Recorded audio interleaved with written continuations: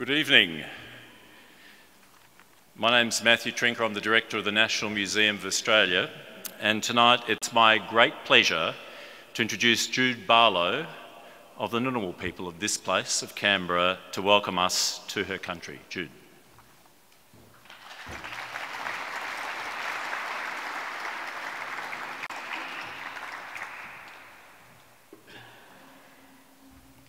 I'm just hoping you can actually see me in the front row there. Yuma, which is hello in Ngunnawal, and is the Ngunnawal people's gift to you all. Galangu, Jude Barlow.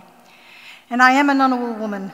My family are Wallabaloa people, a family group within the Ngunnawal nation. And as always, it is a great pleasure to be here with my friends at the museum. So thank you, Matt. Now, in the most recent history of this country, some of the smallest voices, and in fact, some of the silenced voices, have been those of Aboriginal and Torres Strait Islander Australians. Through deliberate policy, others spoke for us. Others determined our lives, where we lived, what we spoke, where we worked, and with whom we mixed. Now, before he passed away, my dear old dad showed me his exemption papers, and I can tell you it was really, really hard reading. And in applying for his papers, he had to seek references from the good townsfolk of Yass, the local priest, my dad was a good Catholic boy, the postman and the policeman. Now, they all loved my dad, and he was, by their accounts, a good bloke. And yet, they still said things like, he lives with his Aborigine wife and is very clean for that type of person. And as you can imagine, my own life was profoundly affected by the dictates of government policy. Due to the impacts of the Aborigines Protection Act, when I was about 3 and when my mum and dad's relationship had irretrievably broken down, my 4 siblings and I were separated and sent to various family members. Fearful of us being taken by the state, my dad made the heartbreaking decision to farm us out to family so that we would not be taken. And it was a real fear that he had. As his sisters, my aunties Bertha and Daphne, were taken off the streets of Yass and sent to Cootamundra Girls' Home, where, amongst many other things, they were trained as domestics. This and other policies have had profound and long-reaching effects, and not just for me and my family, but for many First Nations peoples. And now our voices need to be heard. However softly we may speak, however small our voices may be. But I think, and I think this is the most important thing, that those to whom we speak, they need to listen to us. They need to still their voices in order for us to do the work we need to do. And now I would like to welcome you in the language of my ancestors, once thought lost because we weren't allowed to speak it. And I'm going to do this on the land of my ancestors. And in doing so, I continue and acknowledge the work of my dear old dad, Eric Bell, whose birthday it is today. I am proud to speak in the language he and his sisters, mum, dads, uncles and aunties were forbidden to speak. Yangu, nalamanyin, tunimanyin. Nunawalwari, darawawari. Marabiji mulangari jinyala. Gulambanyi yarbinyan, naragarin walininyan. Nuna yarabi yangu. Yumalundi. Nunawalwari, darawawari. And this means today we are all gathering together on Ngunnawal country, and this country is my ancestors' spiritual homeland, and we are keeping the pathways of our ancestors alive by walking together as one. Welcome to Ngunnawal country.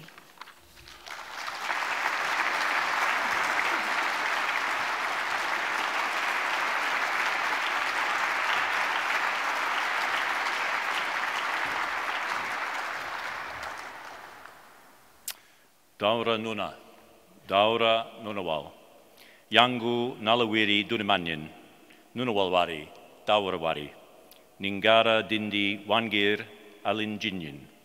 This is Ngunnawal country. Today we're all meeting together on this land, Ngunnawal country, and we acknowledge and pay respects to their elders. And I'm grateful to Jude, a great friend of the museum, indeed to Craig Ritchie, my colleague at AATSIS, for the work they've done in encouraging us to use language, the language of this place that animates life here in the place that we call home, the place where the National Museum has had such a welcome and a continuing welcome from the first peoples of this place.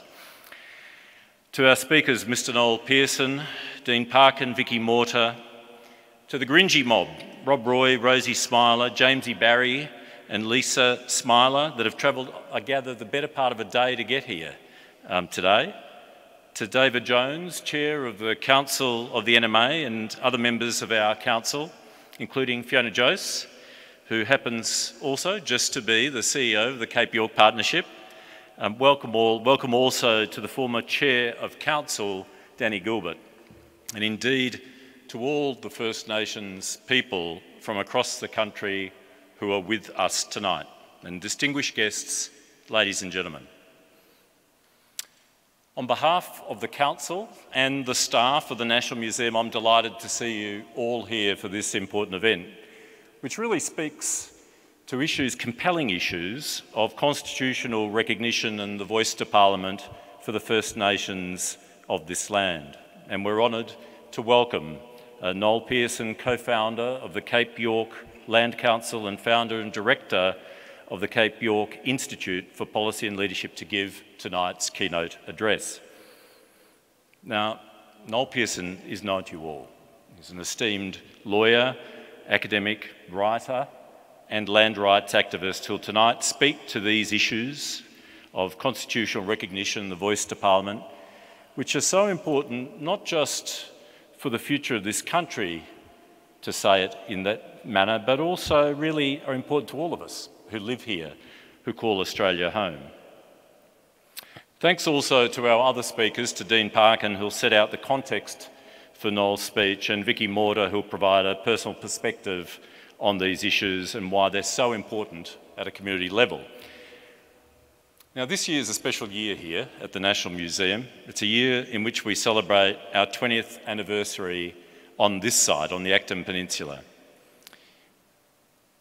We've supported and enabled discussion and debate to advance the common interests of the peoples of this land.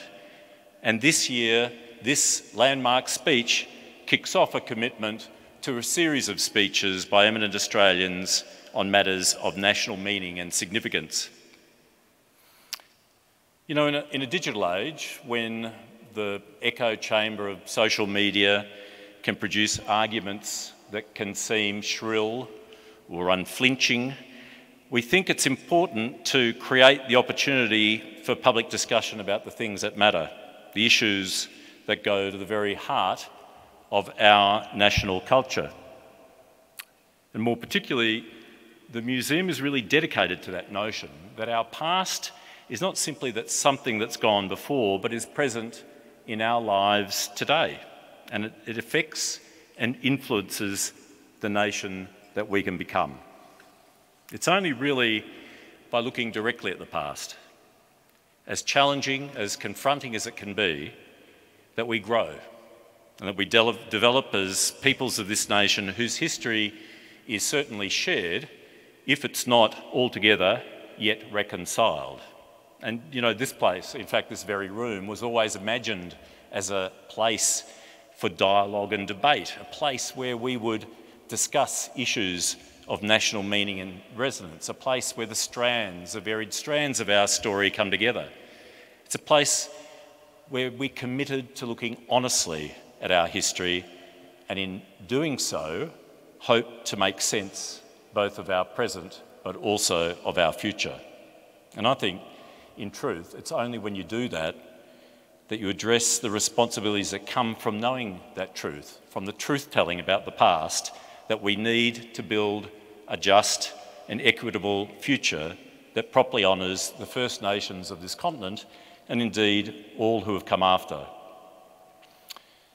So, as director of this institution, I can say, honestly, from my heart, that I'm truly delighted to be the host for this event tonight, and quite frankly, I can't wait to hear the discussion that will unfold. And it's now my great pleasure to introduce Dean Parkin, Director of the From the Heart campaign. Dean's a Quandamooka man of Minjerribah, North Stradbroke Island. He's also a great bloke, and he'll outline the context for tonight's keynote address. Dean.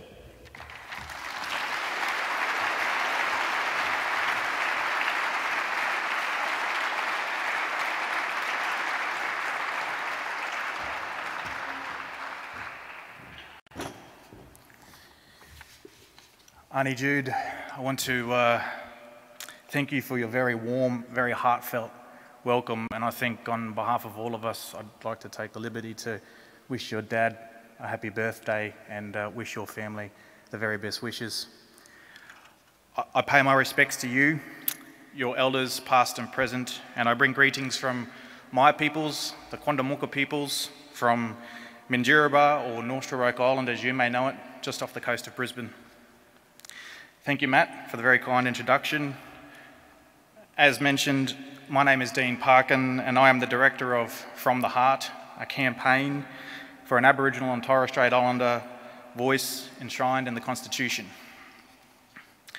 I want to thank you all for attending tonight, particularly those who have travelled a long way to be here.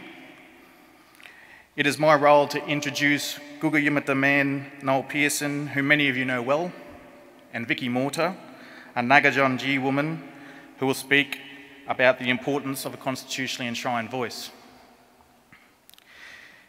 In the midst of a flurry of the campaign, I've been doing a lot of personal reflection recently. I turned 40 last week, and there's nothing like a birthday with a 0 in it to consider one's own mortality. Part of this is a normal human contemplation of one's own life and death. But that does not explain the burning, prickling feeling I had when thinking about the next 3 to 4 decades of work ahead. You see, Aboriginal and Torres Strait Islander people think of time across generations. What we experience now is part of a continuum from what has gone before and what is yet to come. We are connected to both past, present, and future. We are connected in a spiritual sense and also in gritty, real-world politics. The political and policy decisions of the past play out in the lives of Aboriginal and Torres Strait Islander people today. The latest scorecard recording these impacts is the Closing the Gap strategy. Closing the Gap doesn't tell the full story of the hopes and fears, the successes and failures, the optimism and cynicism that ebb and flow through our families and communities. However, there is one story that cuts through to the core of our current challenge and justifies in plain terms why a voice enshrined in the Constitution is our nation's most critical policy reform. Among the announcements of the recently refreshed Closing the Gap strategy, a new target was set to reduce the rate of Aboriginal and Torres Strait Islander adults held in incarceration by at least 15% by 2031. If nothing changes and this target trajectory extends beyond 2031, the incarceration rate gap between Aboriginal and Torres Strait Islander people and non-Indigenous Australians does not close until 2093. Look around at every single Aboriginal and Torres Strait Islander person here tonight. Whether they are our established leaders, myself, or the brilliant young people, statistically speaking, not a single one of us will live to see equality on incarceration. No matter how hard we try, no matter how much talent or grim determination we commit, the highest ambition our nation's democracy and bureaucracy can muster is to merely break even in 72 years' time. There is no policy area in our nation in greater need of disruption than Indigenous affairs. So when Aboriginal and Torres Strait Islander people were finally asked, at the back end of a decade-long process, what meaningful constitutional recognition meant to us, we delivered the Uluru Statement from the heart and its call for a constitutionally enshrined voice. We brushed constitutional symbolism aside and reached for a practical, structural reform that has a real impact on lives. Our democratic and bureaucratic institutions are passively settling in for the next 7 decades. It is logical that we call for a voice that has similar continuity and certainty. Only a constitutionally enshrined voice can hold those institutions to account over the long term. Over the last few weeks, we have seen the anger and frustration of women across the country who have been ignored, silenced, discriminated against, and abused. It is a story that is so very familiar to Aboriginal and Torres Strait Islander women in our communities, and for too long have sought inclusion, respect, and representation. They are more likely to be at the front line of violence, sexual assault, and the forced removal of children.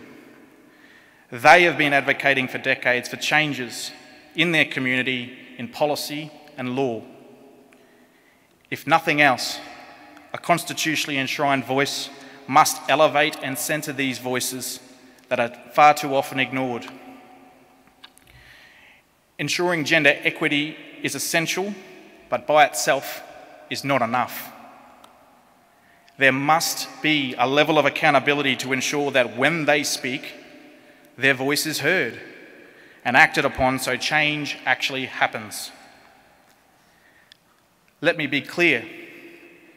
The current institutions are not used to this kind of accountability for outcomes.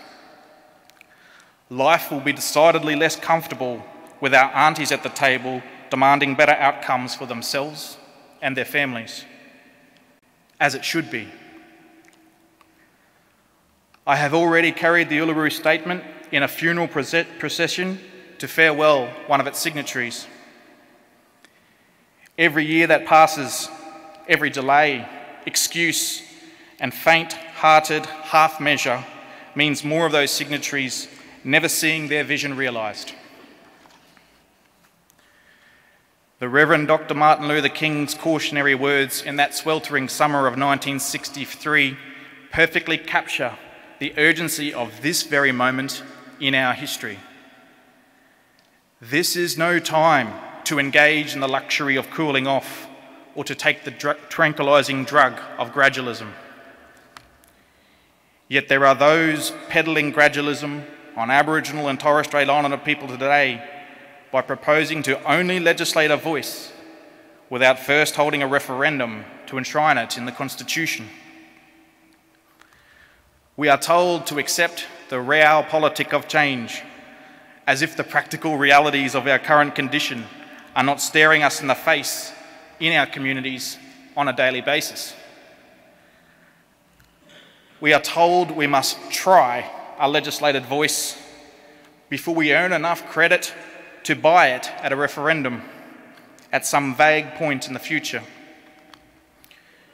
Can anyone imagine such a patronising condition being put on a proposal for a republic? We are told of the fears of a failed referendum, about what that will do to our nation and the place of Aboriginal and Torres Strait Islander people within it. In other words, in order to avoid failure, we are better off not trying in the first place. This is a dismal argument that shrinks into its own self-defeatism. It also assumes the worst of the Australian people, that they are incapable of finding it in their heart, within their hearts and minds to support a voice at a referendum. Untroubled by a lack of evidence or expertise, the gradualists would have us walk away from a generational opportunity for reform based on nothing more than Dennis Denuto's vibe of the thing. Our campaign research shows that as of June last year, only 17% would vote no in a referendum on a voice. 56% would vote yes, with the remainder undecided. The research also found those undecided voters were more likely to support a voice once they were aware of it and understood it. The government is currently seeking submissions on voice co-design options to determine what a voice might look like and how it might operate. Even though the question of constitutional enshrinement is not within the scope of this process, the vast majority of submissions from the people of Australia support a voice that is enshrined in the Constitution. Our call for a voice is animating that fundamentally Australian idea of a fair go. The people know it is time for our nation to extend a fair go to Aboriginal and Torres Strait Islander people through a historic referendum on a voice. We are not naive to the work needed to grow and consolidate that support, but ours is a campaign of opportunity and possibility. On this, as with so many other issues, the people are way ahead of the politics. This is where an unspoken gap exists between Australians inspired by the Uluru Statement and the political and bureaucratic gradualists. It is one of imagination. Addressing the very real social and economic challenges is only part of the Uluru Statement from the heart. At a deeper level, it imagines a future in which the fullness of Aboriginal and Torres Strait Islander identity enriches our shared sense of nationhood. In the midst of incredible uncertainty, more and more Australians from all walks of life can sense a great generational gift within their grasp. A serious, practical reform that offers our best chance at closing the gap, and a historic unifying moment in our history. It is a cause worth fighting for. I'd now like to invite my friend and collaborator Noel Pearson to the stage to give tonight's keynote speech. Normally at this stage I would launch into a long list of Noel's accomplishments and leadership roles, but I would call out his powerful oratory and critical thinking that defines one of the great minds of the nation. But I hope he doesn't mind me describing him as one of the great oikophiles. It's better than it sounds, trust me. Oikophilia is the love of one's home. From education and welfare reform to land rights and a constitutionally enshrined voice, Noel's life work is rooted in his love for his Guuga Yimithirr people, the Cape York region, and our nation. Please welcome Mr. Noel Pearson.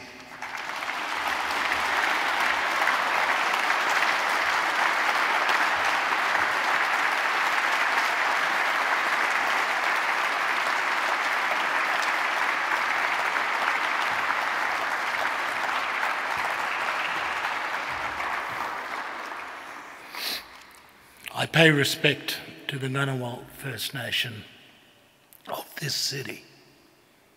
I bring greetings from First Nations of Cape York. Thank you to the Council of the National Museum, and thank you all for your presence today. Before making my remarks, I want to acknowledge the women of Australia who are engaged in another campaign of vital importance to the integrity of our country. Listening to Grace Tarmay and Brittany Higgins this week, I thought the parliaments of our nation never produced such speeches, nor show such profound leadership.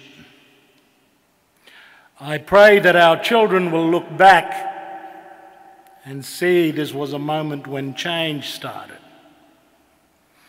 Given this week's events and the salutary conversation upon which our minds should be properly focused, it is with some misgiving I turn to constitutional recognition. I mean no respect, and I wish all power to this campaign. Before I do so, I want to acknowledge the role of Indigenous women in their leadership of the process and culmination of the Uluru Statement from the Heart. Hundreds of our women from all compass points of the country took the lead on this process of self-determination. I pay respect to them, and particularly to that of Dr. Pat Anderson and Professor Megan Davis for their leadership of Uluru. Might I say, there's the strongest connection between the imperative of empowerment, recognition and self-determination that Uluru seeks, and the social evils to which this movement of Australian women will no longer tolerate. Let me start with the question of what. What is it that we are engaged in and have been ever since Prime Minister John Howard made the commitment at the beginning of the 2007 federal election campaign? He told the Sydney Institute, the Australian people want to move. They want to move towards a new settlement of this issue. I share that desire, which is why I am here tonight. I announce that, if re-elected, I will put to the Australian people within 18 months a referendum to formally recognise Indigenous Australians in our Constitution. Their history as the first inhabitants of our country, their unique heritage of culture and languages, and their special, though not separate, place within a reconciled, indivisible nation. The opposition leader, Kevin Rudd, made a similar commitment in response. Then just before election day, Rudd deferred constitutional recognition to Labor's second term. A second term never materialised for Rudd. But Prime Minister Julia Gillard established the expert panel on the recognition of Aboriginal and Torres Strait Islander peoples in the Constitution, co-chaired by Patrick Dodson and Mark Liebler, which reported in late 2011. It is now a decade since the expert panel. I won't rehearse this long journey with its numerous inquiries and processes, except to answer the question of what that I raised at the beginning. What this process has been about since Prime Minister Howard in 2007 and Prime Minister Gillard in 2011 is the recognition of Indigenous Australians, the Aboriginal and Torres Strait Islander peoples of Australia. The imperative was recognition, and it was acknowledged by our most conservative Prime Minister, Howard, and our first woman as Prime Minister, Gillard. It has been such a long road with many twists and turns and seemingly endless miles of procedure and process, that we can be forgiven for having sometimes lost sight of what we are doing. Let me refresh our memories and identify what this is all about. It is about recognition. It was and is not about the legislative enactment of a voice to Parliament by itself. It is about the recognition of Indigenous Australians in the Constitution, which empowers the Parliament to legislate the voice to Parliament as the means by which Aboriginal and Torres Strait Islander people are recognised in the nation. The next question is why? Why recognition? The answer is straightforward. Because the Indigenous peoples of Australia have never been recognised. There was no recognition when Lieutenant James Cook claimed possession of the continent on behalf of the Crown, apparently contrary to his secret instructions, which spoke of the need of the consent of the natives in 1770. There was no recognition when the First Fleet asserted British sovereignty in Sydney Cove in 1788. There was no recognition when each subsequent colony was established across the continent. There was no recognition when those colonies federated to form the Commonwealth of Australia in 1901. Indeed, peoples of the Aboriginal race were excluded from being counted as citizens in the new federation and from the national parliament's legislative power. The necessity of recognition still remained well after the centenary of federation. This lacuna still remains today. We are a nation that does not recognise its Indigenous peoples. And this was a failure that needed to be addressed according to governments led by the Liberal and National parties, as well as by Labor, in the first decade of the 21st century. My point is that whatever Prime Minister John Howard's views about the form of constitutional recognition, there is no doubt he understood the need for it. It is why he made the election commitment he did in 2007. 1770, 1788, 1901, and 1967 all failed to recognise Australia's Indigenous peoples. If not then, why not now?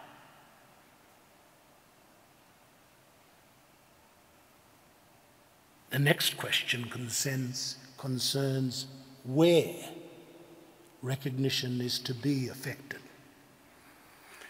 This question was answered in 2007 by the Liberal National Party led by Prime Minister John Howard and by the Labor Party led by Opposition Leader Kevin Rudd in precisely the same way. Recognition was to be effected in the Australian Constitution. In other words, it was to be reflected in Australia's most supreme legal instrument, its Constitution. That is why this process we are embarked upon is called constitutional recognition.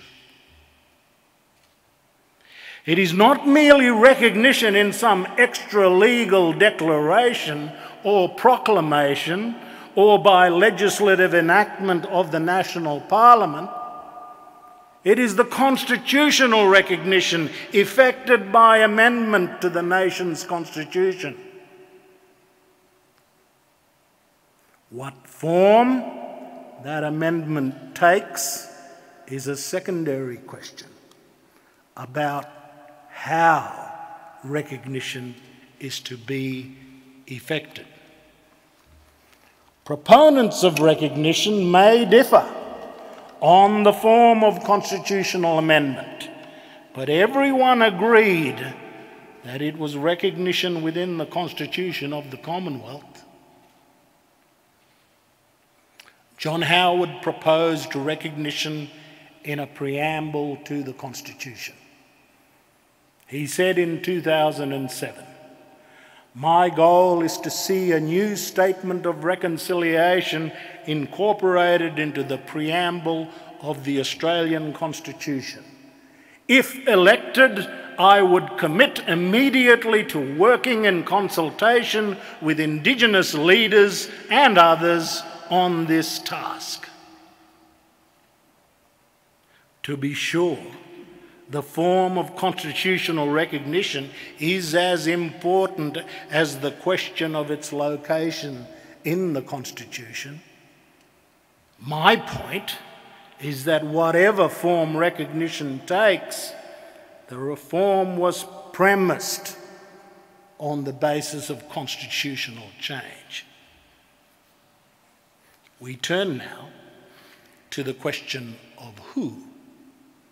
Who is sought to be recognised in the nation's supreme law? The simple answer is that category of people whom the terms of reference for the expert panel established by Julia Gillard described as Indigenous Australians. The answer to the question of who is the subject of recognition may seem straightforward, until you consider that recognition is a mirror. When the descendants of the British colonists, the Italians, the Greeks, the Vietnamese, the Congolese, the Sudanese and the Indians, the Lebanese and the Chinese are recognised by the Indigenous, there is mutual recognition, and we see ourselves in each other's eyes. There can be no unilateral recognition of a part without mutual recognition of the whole. The final question is when. When will there be recognition? Indigenous advocacy in respect of recognition goes back to the 19th century. From the petitioners of Flinders Island in the 1840s, to the Day of Mourning in 1938, to the Uluru Statement from the Heart in 2017. We see behind us a long, storied and unrequited campaign for recognition and justice. Are we destined for this forlorn history to continue for a third century? We are engaged in a phase that represents our best chance to achieve recognition sought by our old people. Australians living today can bequeath to our children a Commonwealth that affords a rightful place to its original peoples. Up until now, non-Indigenous Australians have told themselves that these 250 years of European history is the only thing that matters to Australia. This is but the blink of an eye of Australia's story. And recognition will bridge 65,000 years of pre-colonial history, cultures and languages with these 250 years. Let me point out what is incontrovertible. Australia doesn't make sense without recognition. Australia is incomplete without recognition. How could there be an Australia without its Aboriginal and Torres Strait Island Indigenous peoples? As long as its Indigenous peoples remain unrecognised, then Australia is an absurdity. A nation missing its most vital heart. This absurdity becomes apparent with each passing January. The old idea of an Australia that started on 26 January 1788, and that's that, is fraying. And our political leaders don't know what to do. The standard mode has been to ignore these fractures of national identity and all of the consequences that flow from the failure of recognition. For 11 months of the year, and then to panic in January about how we're going to deal with Australia Day. Politicians offer thought bubbles so the nation's National Day might return to untrammelled celebration and joy. But no serious thinking or leadership is forthcoming from the political parties or the Parliament. And the dissonance becomes more pronounced each year. Indifference and denial might have worked in the past, but plainly today, there are far too many Australians determined to stand with Indigenous peoples in rejecting the old idea of Australia. The situation calls for leadership to deliver the country from its contradictions. Without it, polarisation will increase, and rather than mutual recognition, we will have contradiction and repudiation. Australians are waiting for leadership on recognition. If not now, then when? Repudiation is the enemy of recognition. In fighting against the repudiation of the country's Indigenous heritage, no answer lies in the repudiation of its British inheritance. They both inure for the memory and advantage of all Australians. Even as we face the truths of our colonial past, for our history is replete with shame and pride, failure and achievement, fear and love, cruelty and kindness, conflict and comity, mistake and brilliance, folly and glory. We should never shy from the truth.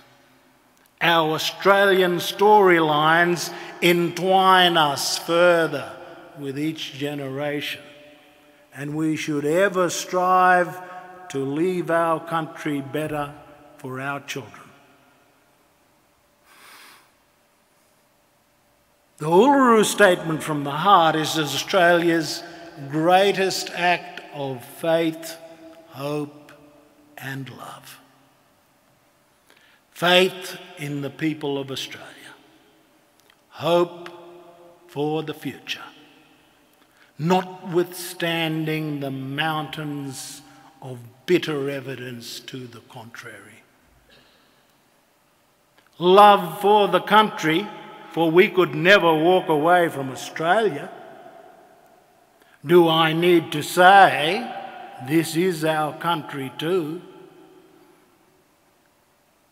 It is the only home we have.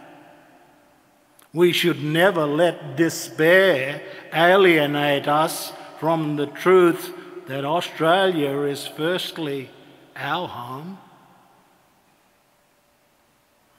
Let me lay out what lies on the horizon for us.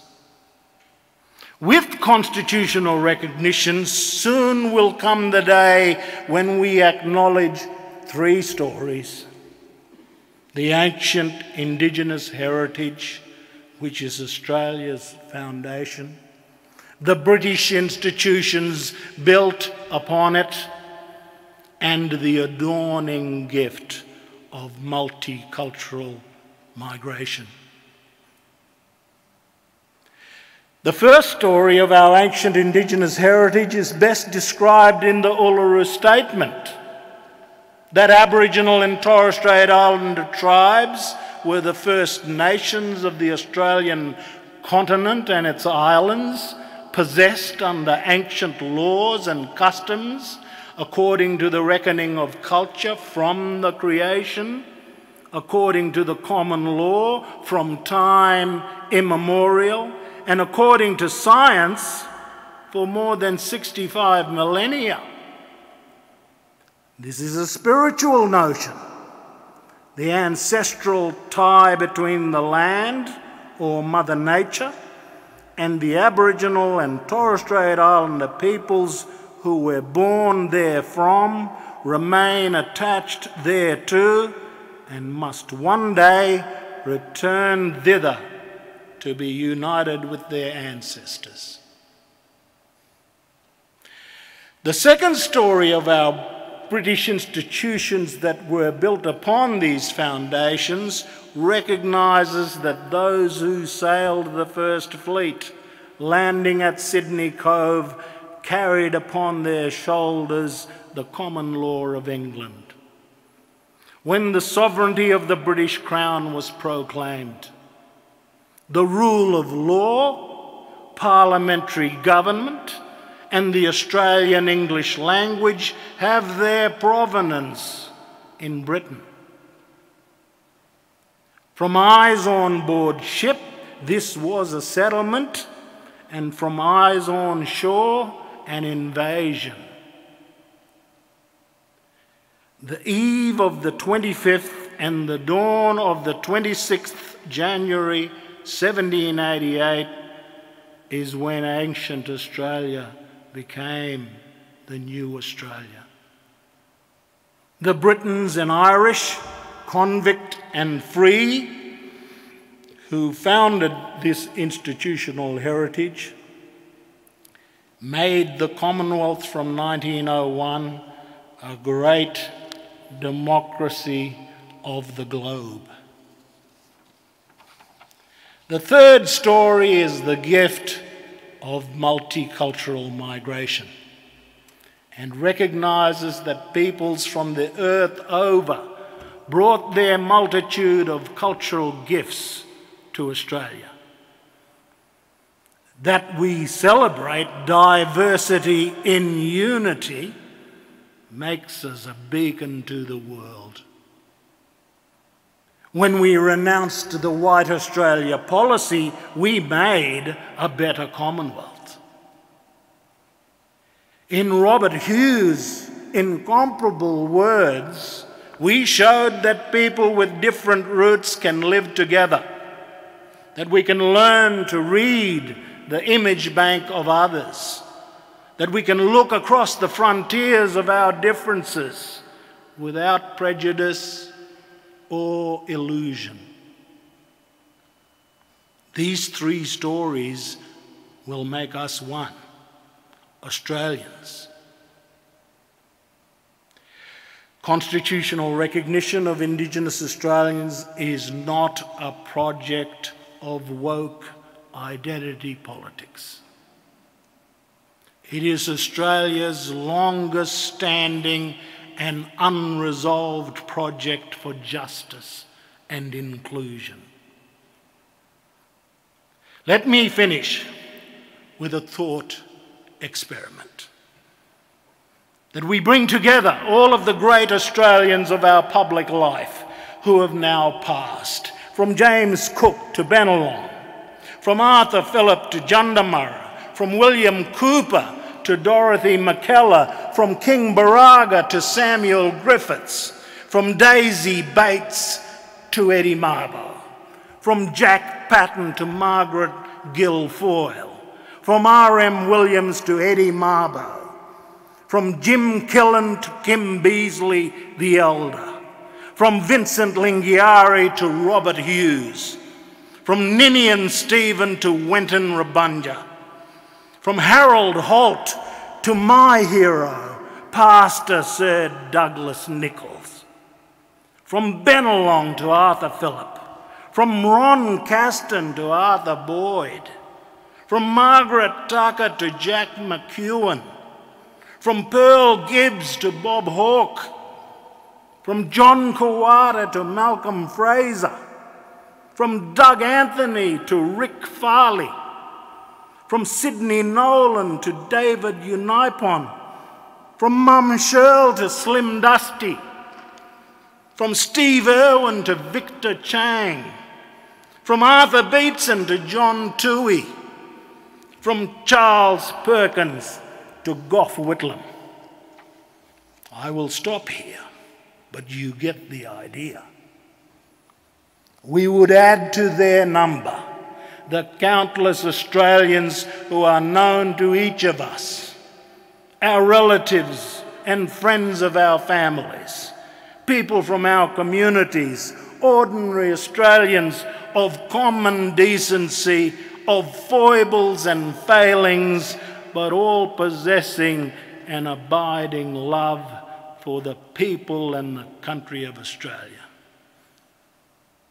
If we asked this conference of our ancestral dead to consider the prospect that lies before us now, that we secure recognition of Indigenous Australians through a constitutional provision that empowers legislation establishing a voice to the Parliament and government of the day to advise us on what to do.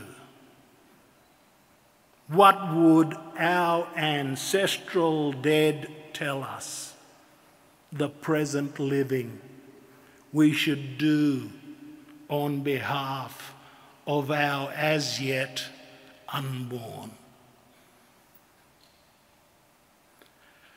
Let us complete the legislative design of the voice and produce an exposure draft of a bill so that all parliamentarians and members of the Australian public can see exactly what the voice entails.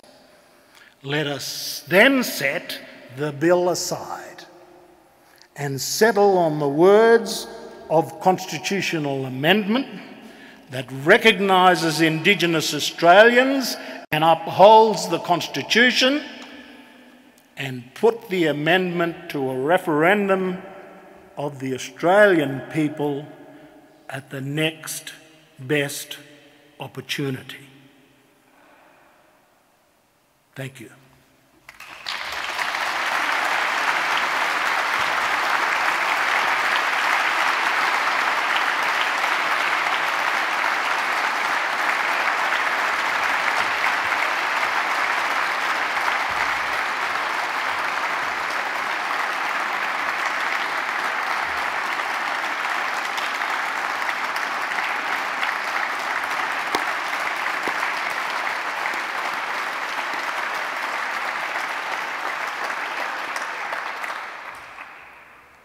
I'm not going to attempt the folly of trying to add to that or comment on that, but just to thank you, Noel, for those very powerful words this evening.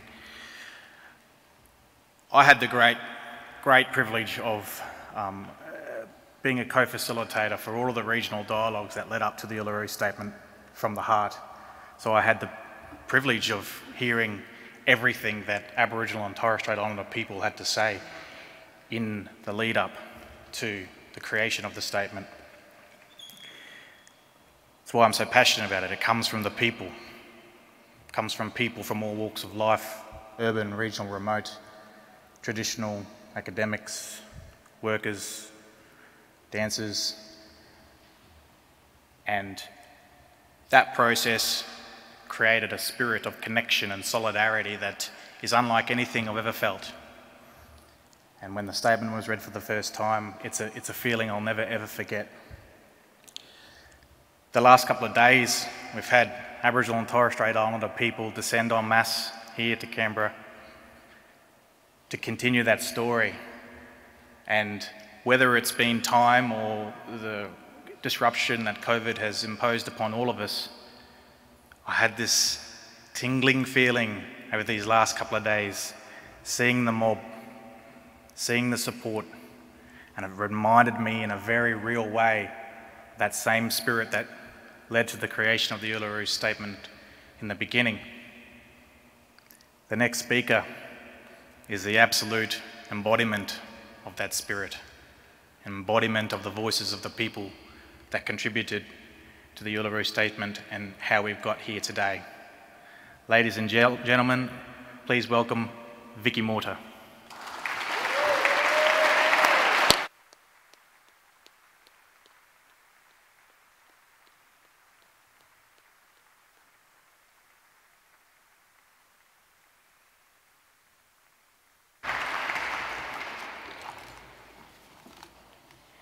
Firstly, I'd like to acknowledge the traditional owners of this land that we stand upon. I am honoured to be here. I thank you, Thomas, Dean Parkin, for this invite. My name is Vicki Morta, standing proudly before you as an Aboriginal and South Sea Islander descendant, always proud as a Ngunjinji woman from the Atherton tablelands. I was born in Atherton and raised in Innisfail. I work as an integrated rating on board the Atrium Weipa, a huge bulk carrier managed by ASP Ship Management Group Australia and owned by Rio Tinto Marine. I have responsibilities on board, duties such as opening and closing hatches, mooring operations during arrival and departure in and out of port, as well as watchkeeping on the bridge with the officers of the watch. I am also filling in as operational caterer, which means I get to work in the galley with the cook. We currently trade between Gladstone, Weipa and Gove, carrying bauxite. It's been 11 years loving every day on board and makes me proud to do something I love for my family, my people and my union. This journey began in 2008, where I completed my traineeship in Tasmania. 3 years later, I was made a permanent employee. Not long after that, because of my perseverance, in 2017, I became Maritime Union of Australia's first female Indigenous bosun, Chief YR.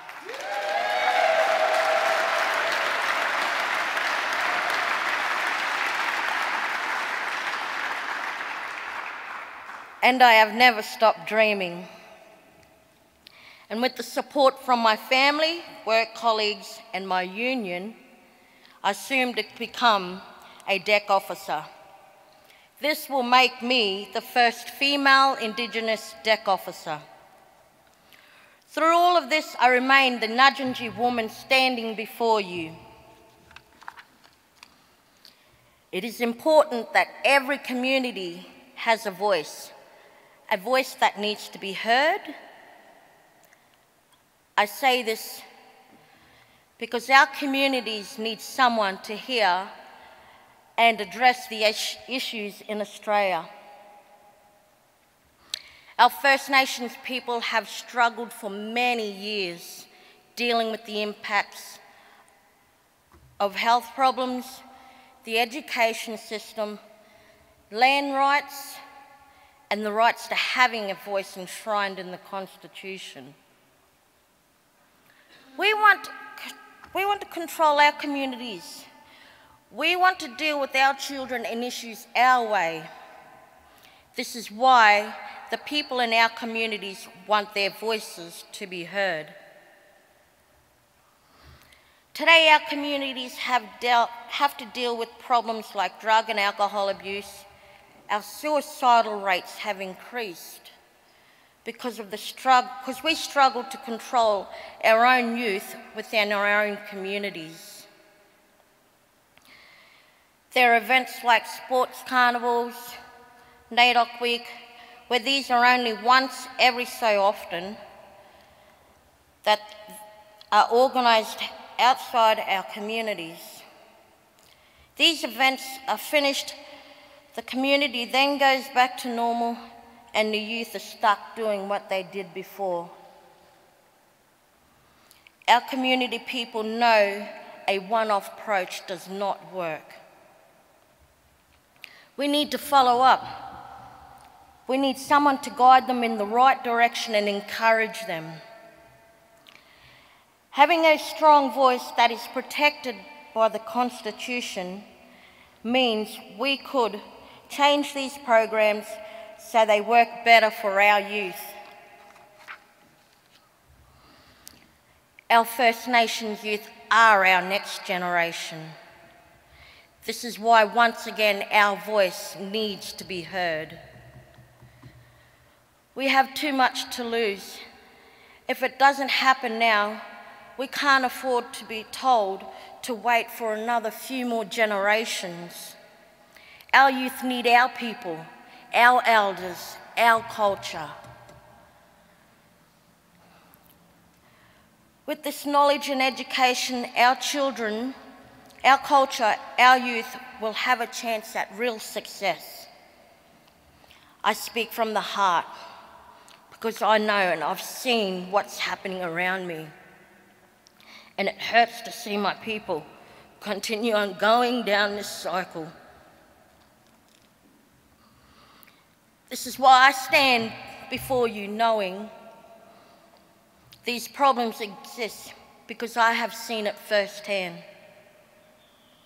Personally, I have family members and friends with problems like mental health, drug and alcohol use, youth in detentions, and suicides. In the past few months, I have experienced and watched families suffer, including myself, over depression, those family members have taken their lives and have left a loss in people's hearts. These family members were young, and seeing their loved ones still in grief. I believe they could have been better people in pursuing their dreams and making their people proud. We can change the way our children should be educated. We can change the justice system and teach our children our way. We can work together. Whereas Aboriginal and Torres Strait Islanders, we can help make change to better the future for our children and our children's children. Why should it be so hard to be heard?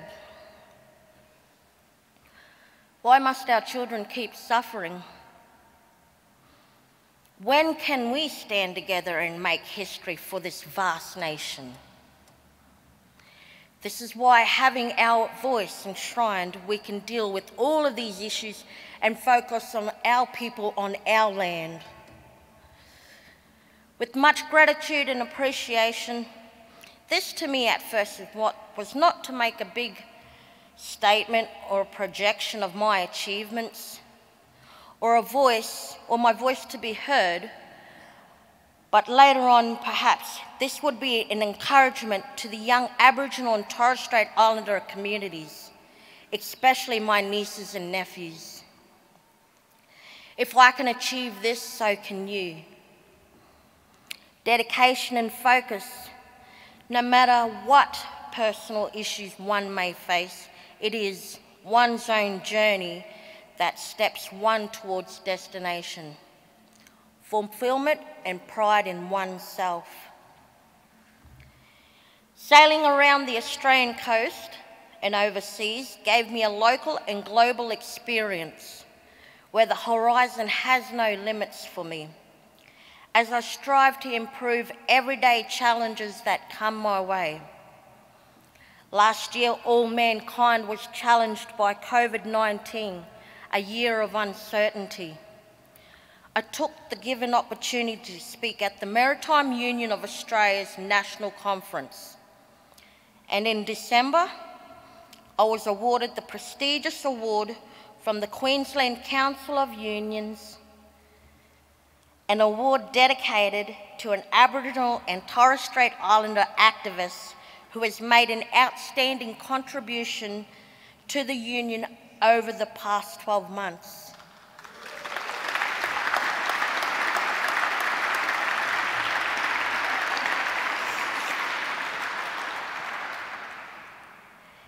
This short passage to all my young aspirers is achievable with the right attitude and constant positivity on oneself.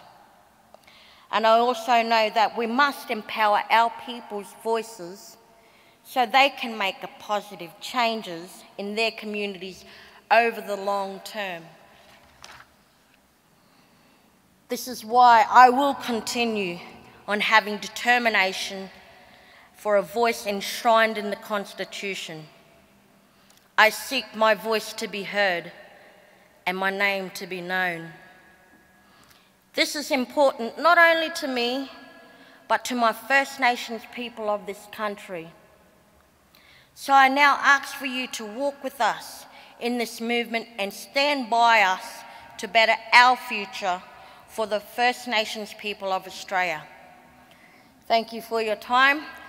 I hope I have made a difference.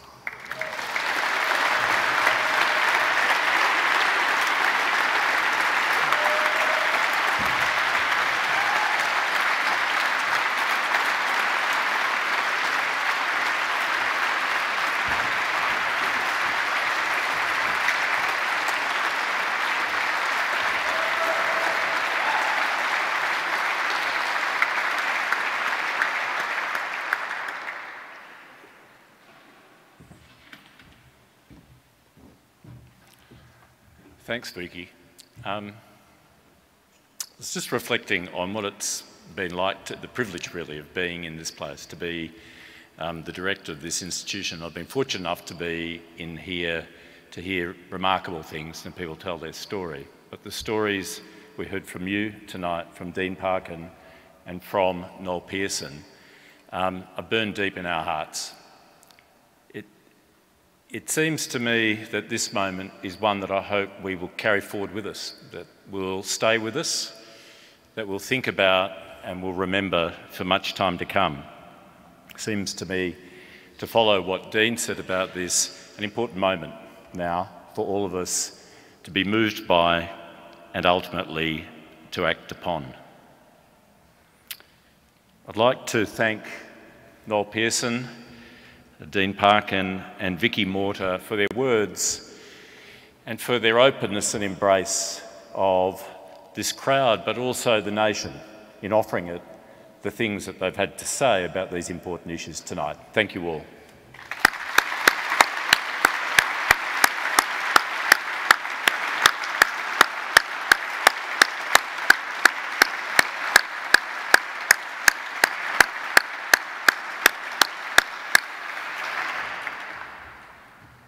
Thanks also to the people that have made this happen tonight, to the staff of the From the Heart campaign, the CT group team, and our own great staff here at the National Museum of Australia. I'm indebted to you all for the efforts that you've made, not just for tonight, but for all that you've done for this place over many, many years.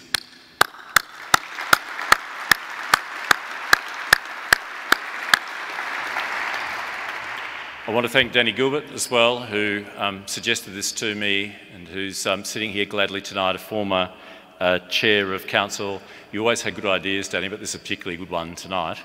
And last of all, I do want to thank Dean Parkin, who's done so much to make this event come to fruition.